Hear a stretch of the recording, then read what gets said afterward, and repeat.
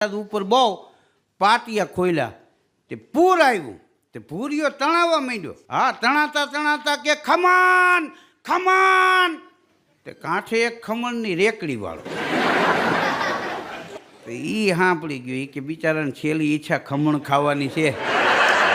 પડીકું અઠીસુનું વારીને કર્યો ઘા લે ખા કે નો સેવ સેવ લે કે હવે સેવ ખમણ ખાવા. હા, અમુક વસ્તુ તમે જો તપેલી ટાઢી હોય તો તપેલી જ કહેવાય. હા હા, ફ્રીજમાંથી તમે કાઢો તો એને તપેલી જ કહેવાય. અને ગોળનો ભૂકો હોય તો એને ગોળ જ કહેવાય. હા, અને પાછા આપણે કઈ ભાઈ જે હોય સીધું કે ગોળ ગોળ કરીમાં, અને સારા પ્રસંગમાં પાછું ગોળ રાખે. અને ગોળ ગોળ વાતું નથી ગમતી, ગોળ ગમે છે.